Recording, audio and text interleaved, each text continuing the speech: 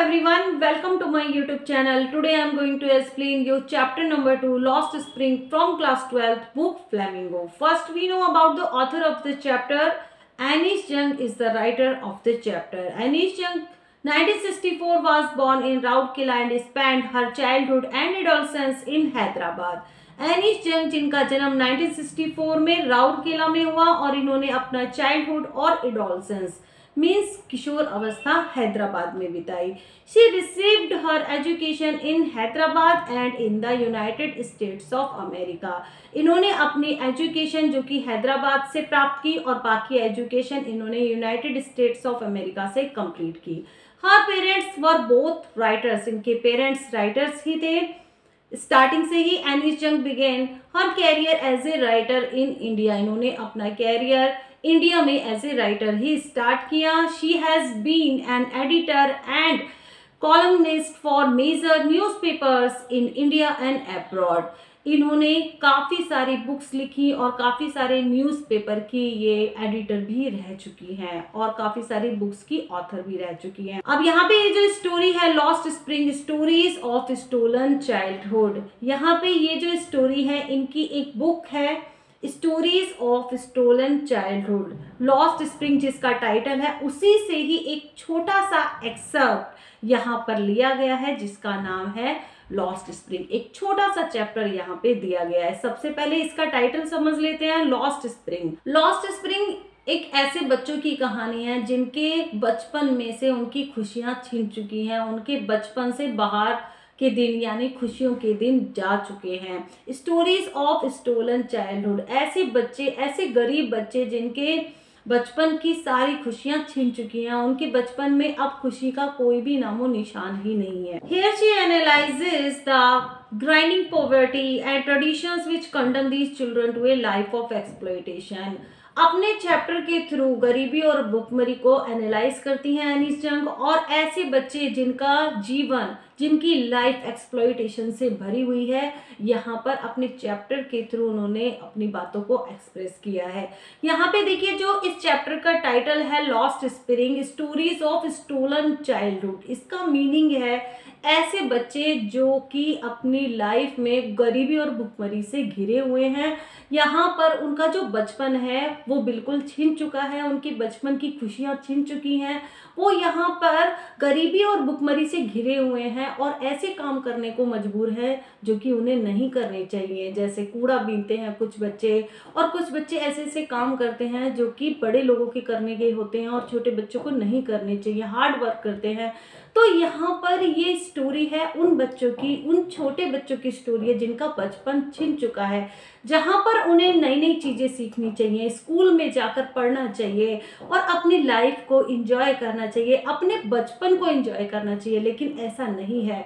यहाँ पर वो बच्चे गरीबी से घिरे हुए हैं और भुखमरी से घिरे हुए हैं. चलिए चैप्टर स्टार्ट करते हैं. Sometimes I find A rupees in the garbage. यहाँ पे देखिए इस चैप्टर में एनिश जंग जो कि इस चैप्टर की ऑथर हैं वो दो बच्चों से मिलती हैं. सबसे पहले बच्चे का नाम है साहिब और दूसरे बच्चे का नाम है मुकेश. अब दोनों को देखकर ही वो ऑब्जर्व करती हैं कि ये दोनों बच्चे किस तरीके से गरीबी से घिरे हुए हैं और इनका जो बचपन है जो कि एक्सप्लॉयटेशन से भरा हुआ है. Sometimes I find A rupees in the garbage. ये जो डायलॉग है ये एक बच्चे का डायलॉग है जिसका नाम है साहिब. यहाँ पे इस चैप्टर में दो बच्चों की स्टोरी है. सबसे पहले बच्चे का नाम है साहिब जो कि रैक पिकिंग का काम करता है और दूसरे बच्चे का नाम है मुकेश जो कि फिरोजाबाद में चूड़ियों का काम करता है. ये दोनों ही बच्चे चाहते हुए भी अपनी गरीबी से बाहर नहीं निकल पाते हैं. तो यहाँ पर पहला बच्चा जिसका नाम है साहिब जो कि कहता है sometimes I find A rupees in the garbage. मुझे कभी कभी गार्बेज में, कभी कभी मुझे कूड़े के ढेर में 1 रुपीज भी मिल जाता है. तो बहुत खुश होते हुए कहता है. तो यहाँ पे एनिश जंग दो बच्चों से मिलती हैं. तो यहाँ पे चैप्टर को 2 पार्ट्स में डिवाइड किया गया है. सबसे पहली स्टोरी है साहिब की और दूसरी स्टोरी है मुकेश की. तो यहाँ पे देखिए पहली स्टोरी स्टार्ट करते हैं. यहाँ पे एनिश जंग सबसे पहले साहिब से मिलती हैं और वो उससे पूछती हैं why do you do this. तुम ऐसा क्यों करते हो. I ask Sahib whom I encounter every morning is scrounging for gold in the garbage dumps of my neighbourhood. यहाँ पे एनिस जंग अपनी स्टोरी में लिखती हैं या वो बताती हैं कि मैंने साहिब को अपने घर के पास, अपने पड़ोस में गार्बेज डंप के पास काफ़ी टाइम कूड़े के ढेर में घूमते हुए देखा है और मैंने उससे पूछा, why do you do this, तुम ऐसा क्यों करते हो। Sahib left his home long ago. यहाँ पे साहिब ने अपना घर काफी दिन पहले छोड़ दिया था। Sahib left his home long ago. Sahib ने अपना जो घर था वो काफी दिन पहले छोड़ दिया था, उसको काफी समय बीत गया था। Sad had missed the green fields of Dhaka. Bangladesh के ढाका में उसका घर हुआ करता था। His home is not even a distant memory. लेकिन अब उसकी मेमोरी में उसका घर कहीं भी नहीं है, अब उसको अपना घर याद नहीं है। There were many storms that swept away their fields and homes. Dhaka में काफ़ी सारे तूफान आए थे तो जिससे उनके घर बर्बाद हो गए थे, उनके मैदान भी और उनके घर भी उड़ गए थे या बर्बाद हो गए थे या तबाह हो गए थे। हिज मदर टेल्स हिम, ये सारी बातें साहिब की मदर ने साहिब से बताई कि उसका घर बांग्लादेश के ढाका में था, हरे भरे मैदानों में था, लेकिन वहाँ पर काफ़ी सारे स्टॉर्म्स आते थे, तूफान आते थे तो उनके घर वहाँ पर तबाह हो गए। इसीलिए उनको वो छोड़कर, ढाका छोड़कर अब नए शहरों में, बड़े शहरों में आना पड़ा और अपनी लाइफ को सरवाइव करने के लिए, अपनी जीविका चलाने के लिए। दैट्स वाई दे लेफ्ट, इसीलिए उन्होंने ढाका को छोड़ दिया। Looking for gold in the big city where he now lives, इसीलिए वे बड़े शहरों में आ गए। लुकिंग फॉर गोल्ड का मतलब है, यहाँ पे देखिए गार्बेज में वो कुछ ना कुछ ढूंढते रहते हैं, तो वो इसी को ही लुकिंग फॉर गोल्ड बोलते हैं। गार्बेज में कुछ ना कुछ ढूंढने को ही वो लुकिंग फॉर गोल्ड बोलते हैं। Where he now lives, जहाँ पर अब वो रहते हैं। I have nothing else to do, he mutters looking away। जैसे ही एनिस जंग ने साहिब से पूछा, Why do you do this? तुम ऐसा क्यों करते हो, तुम कूड़ा बीनने का काम क्यों करते हो, तो यहाँ पर he mutters, बड़बड़ाते हुए धीरे से साहिब ने आंसर दिया, I have nothing else to do, मेरे पास और कुछ काम नहीं है करने के लिए। गो टू स्कूल, आई से ग्लीबली, मैंने बड़े प्यार से कहा कि तुम्हें स्कूल जाना चाहिए। Realising immediately how hollow the advice must sound, लेकिन मुझे जल्दी ही रियलाइज हो गया कि ये जो एडवाइस मैंने साहिब को दी थी ये कितनी यूजलेस थी, कितनी खोखली थी, क्योंकि जो रैक पिकिंग करने वाले जो बच्चे होते हैं, कूड़ा बीनने वाले जो बच्चे होते हैं, ये तो स्कूल जा ही नहीं पाते क्योंकि ये गरीबी से घिरे हुए होते हैं। There is no school in my neighbourhood, तो साहिब ने रिप्लाई किया कि मेरे पड़ोस में कोई भी स्कूल नहीं है। When they build one, I will go, जब वो एक नया स्कूल बना लेंगे तब मैं वहाँ पर जाऊँगा। If I start a school, will you come? I ask half joking। यहाँ पे एनिस जंग ने मजाक करते हुए साहिब से कहा कि अगर मैं कोई स्कूल स्टार्ट करूँगी तो क्या तुम मेरे स्कूल में आओगे? Yes, he says, smiling broadly। बड़े हंसते हुए उसने कहा, बड़े हंसते हुए मुस्कुराते हुए साहिब ने कहा, यस मैं आऊँगा। A few days later I see him running up to me, is your school ready? कुछ दिनों बाद मैं दोबारा साहिब से मिली। यहाँ पे एनिस जंग कहती हैं कि कुछ दिनों बाद जब मैंने दोबारा साहिब को देखा तो वो जल्दी से भाग के मेरे पास आया और मुझसे बोला, क्या तुम्हारा स्कूल तैयार है? It takes longer to build a school, I say. मैंने उससे कहा, यहाँ पे जो नैरेटर हैं एनिस जंग ने साहिब से कहा कि एक स्कूल बनने में काफ़ी टाइम लगता है। Embarrassed eight having made a promise that was not made, तो यहाँ पे एनिस जंग बताती हैं कि मैं काफ़ी एम्बेरेस थी क्योंकि मैंने एक झूठा प्रॉमिस साहिब से किया था कि मैं एक स्कूल बनवाऊंगी तो तुम उसमें आना। तो यहाँ पे एक झूठा प्रॉमिस जो उन्होंने साहिब से किया था जिसका कोई भी मतलब नहीं था, that was not made, but promises like mine abound in every corner of his bleak word. लेकिन जैसा प्रॉमिस मैंने उससे किया था तो उसको देखकर ऐसा लग रहा था कि ऐसे झूठे प्रॉमिस सुनने की साहिब को आदत हो गई थी। After months of knowing him, काफ़ी महीनों तक उसको जानने के बाद, I ask him his name, मैंने उससे उसका नाम पूछा। साहिब आलम, ही अनाउंस, उसने बड़े जोर से कहा, Saheb Alam. He does not know what it means, वो नहीं जानता था उसके नाम का मीनिंग क्या है। If he new it's meaning, अगर उसको उसके नाम का मीनिंग पता होता ना तो उसके नाम का मीनिंग है Lord of the universe.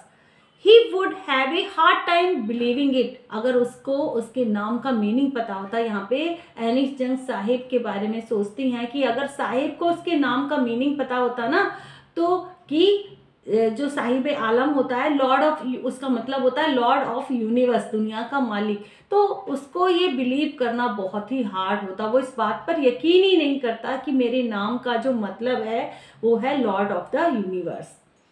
Unaware of what his name represent, इस बात से वो बिल्कुल अनजान है कि उसके नाम का मीनिंग क्या है। He roams the streets with his friends, वो अपने फ्रेंड्स के साथ गलियों में घूमता है। An army of barefoot boys, एक ऐसे लड़कों की आर्मी लेके जो सारे बच्चे नंगे पैर हैं।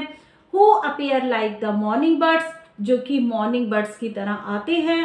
एंड डिसअपेयर एट नून, और आफ्टरनून में डिसअपेयर हो जाते हैं, गायब हो जाते हैं। Over the months I have come to recognise each of them, काफी महीने बीतते बीतते एनिस जंग हर बच्चे को पहचानने लगी थी जो कि गार्बेज डंप में कूड़ा बीनने के लिए आते थे और नंगे पैर हुआ करते थे।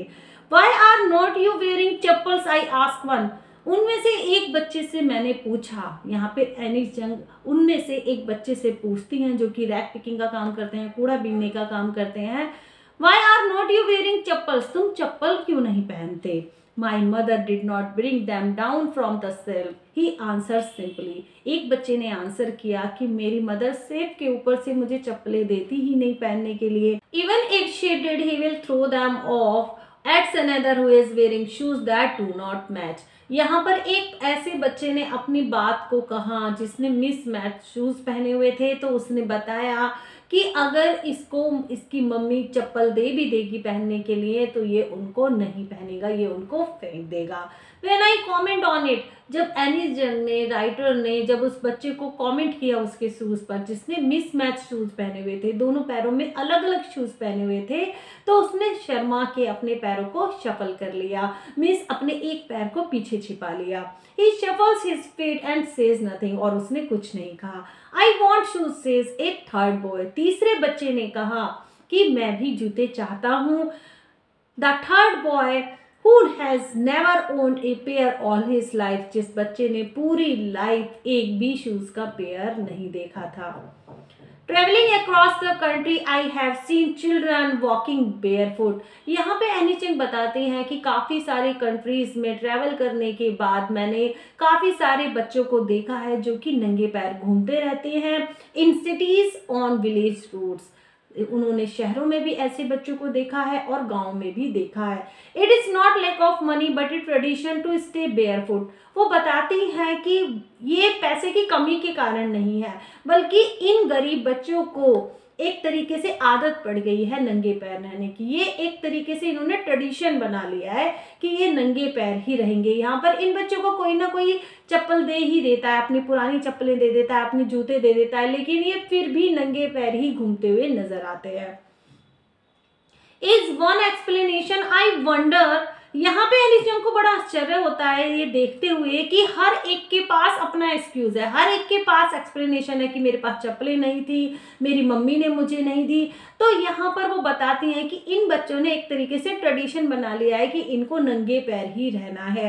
This is only an excuse to explain away a perpetual state of poverty, तो यानी एक तरीके से गरीबी इनके लिए एक बहाना बन गई है कि इनके पास जूते नहीं है, इनके पास चप्पलें नहीं है, तो ये एक तरीके से ट्रेडिशन बना लिया इन्होंने नंगे पैर रहने का। I remember a story a man from Udupi once told me, एक बार यहाँ पे एनिस जंग बताती हैं कि एक स्टोरी मैंने सुनी थी। एक आदमी उडुपी में रहता था। As a young boy he would go to school past an old temple, तो जब वो यंग बॉय था, एक लड़का था, तो वो एक मंदिर के पास से गुजर कर स्कूल जाया करता था। Where his father was a priest, तो उस मंदिर में उसके पिता पुजारी थे। He would stop briefly at the temple and pray for a pair of shoes, तो हमेशा वो टेम्पल में रुकता और मंदिर में प्रार्थना किया करता था एक पेयर ऑफ शूज के लिए।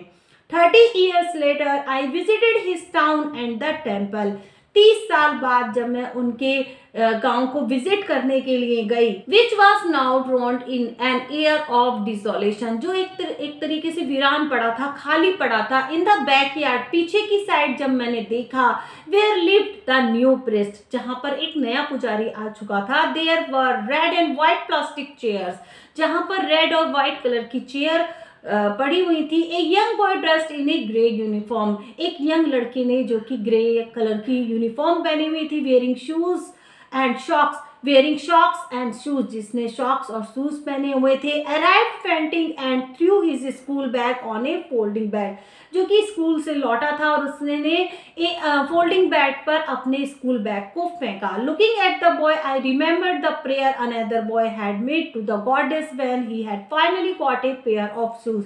तो तभी उस लड़के को देखकर मुझे इस लड़के की बात याद आती है जो हमेशा मंदिर में एक पेयर ऑफ शूज के लिए प्रार्थना किया करता था और जो देवी के सामने डेली प्रार्थना करता था कि मुझे शूज मिल जाए। When he had finally got a pair of shoes, last में उसको शूज मिल ही जाते हैं और जो देवी हैं और जो देवता हैं मंदिर में वो उसकी प्रार्थना को स्वीकार कर लेते हैं।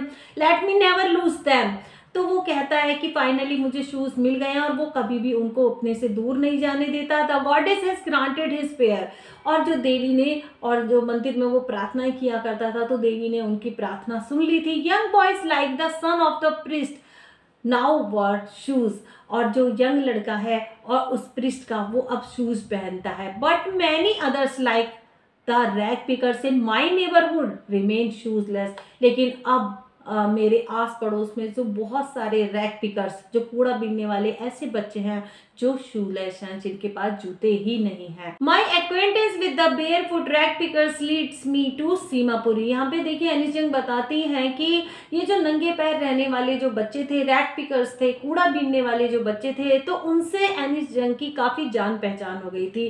तो ये बच्चे उनको सीमापुरी दिखाने के लिए लेके जाते हैं। तो ये जो जगह है ये दिल्ली के आउटर कॉर्नर पे है। A place on the periphery of Delhi, yet miles away from it. Metaphorically, those who live here are squatters who came from Bangladesh back in 1971. अब ये जो लोग हैं जो सीमापुरी में रहते हैं, इन्होंने काफ़ी सारा एरिया वहाँ पर घेरा हुआ है।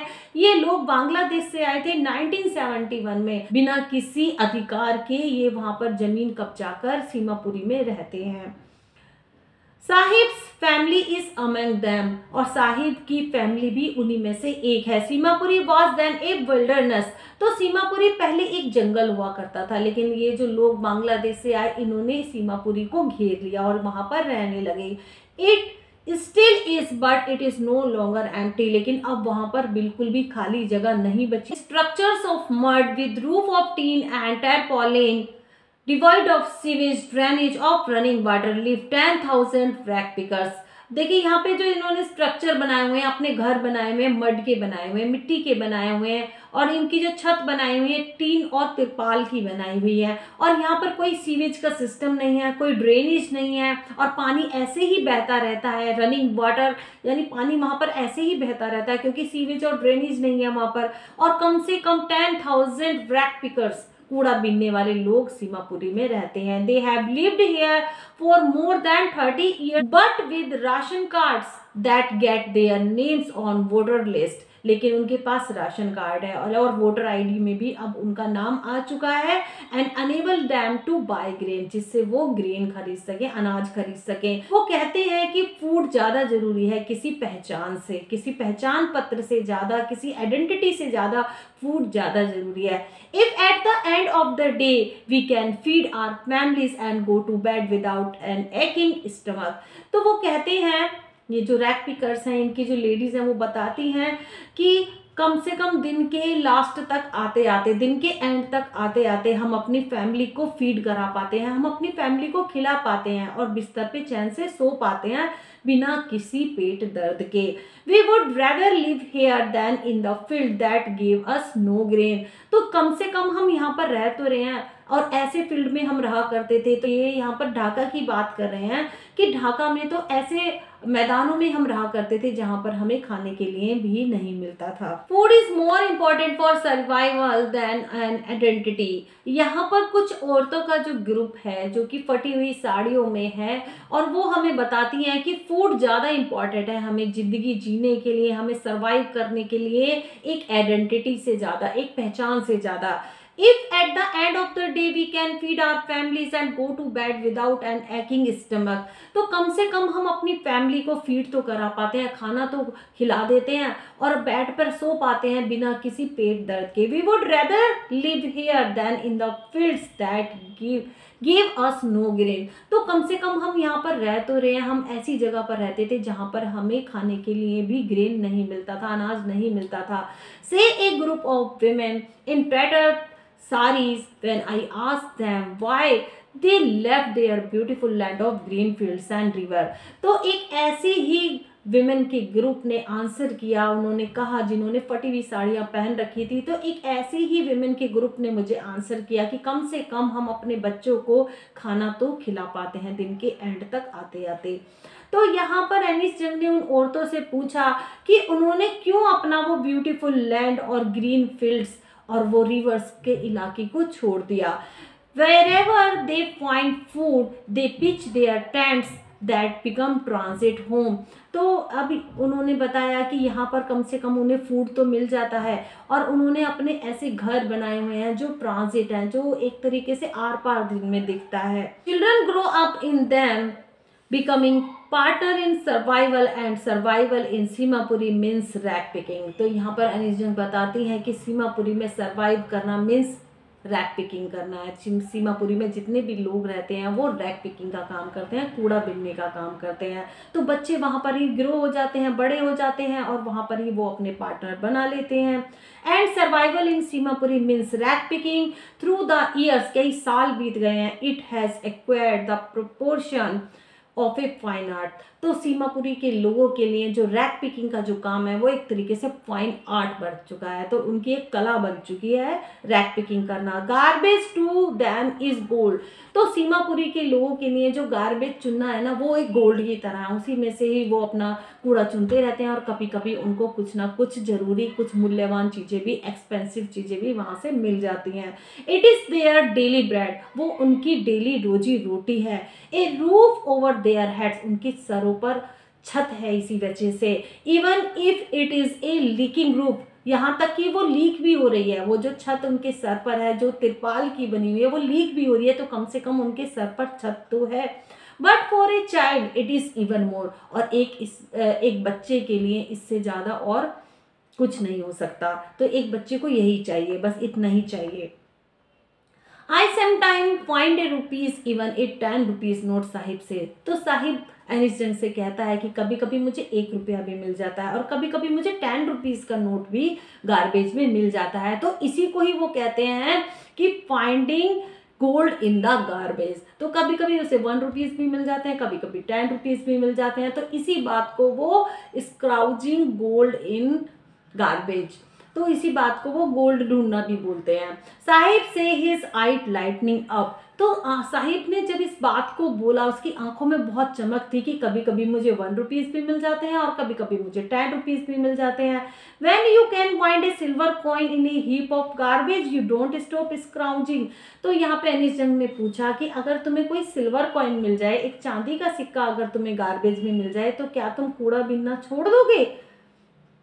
For there is a hope of finding more। क्योंकि जब बच्चों को 1 रुपीज़ मिल जाते हैं, 10 रुपीज़ मिल जाते हैं इन बच्चों को, कूड़ा बीनने वाले बच्चों को, तो इनको और ज़्यादा आशा हो जाती है कि शायद उन्हें और भी कुछ मिल जाए। तो इसी को ही वो गोल्ड ढूंढना बोलते हैं गार्बेज में। It seems that for children garbage has a meaning different from what it means to their parents.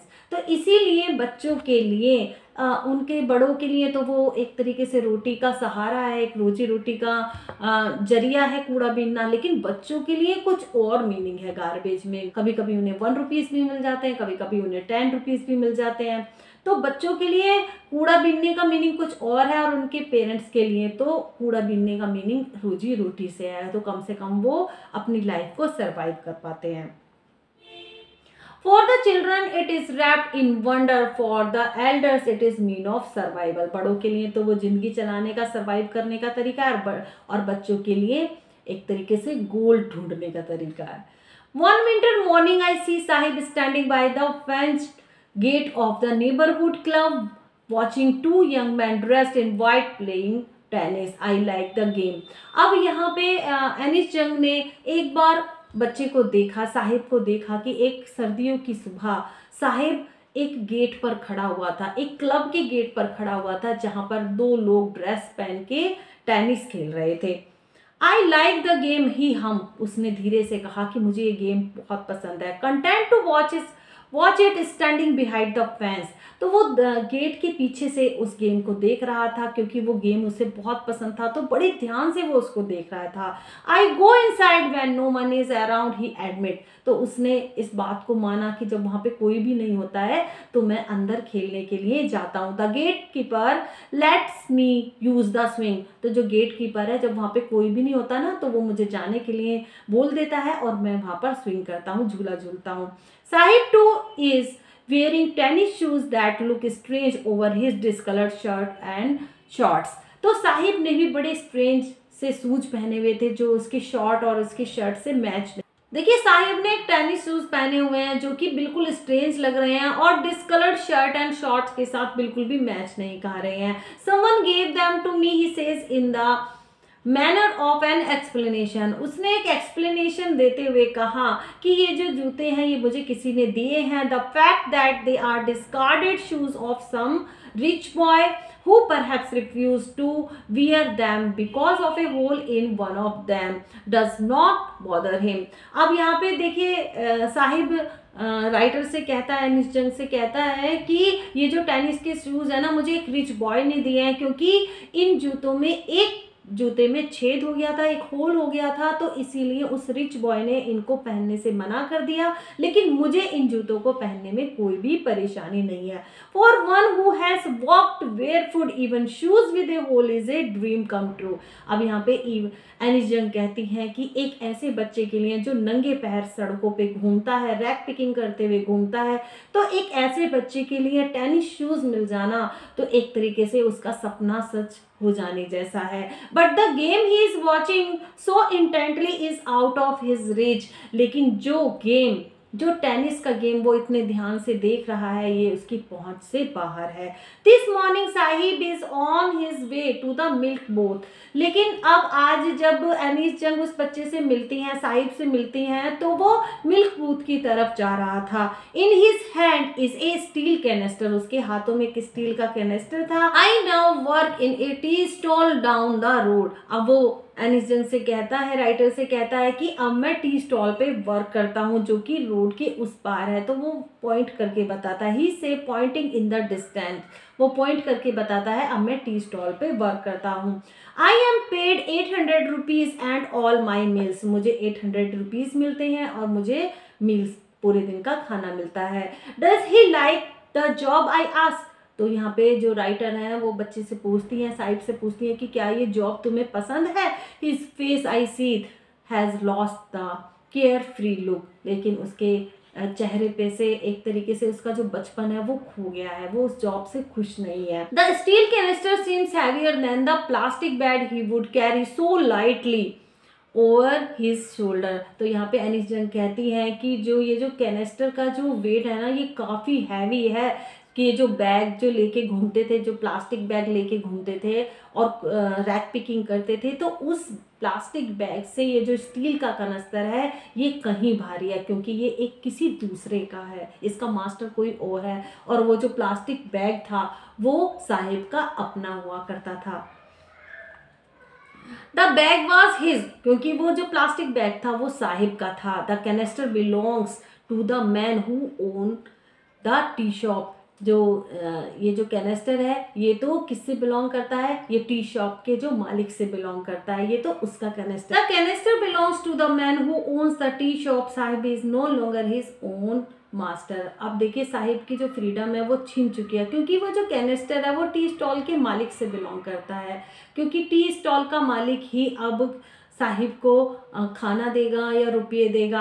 अब यहाँ पे देखिए साहिब जो बैग यूज़ किया करता था, जो प्लास्टिक बैग यूज़ किया करता था रैक पैकिंग करते समय, वो उसका अपना हुआ करता था। तो यहाँ पर एनिस जंग कहती है कि ये जो कैनिस्टर ये कहीं भारी है उसके प्लास्टिक बैग से।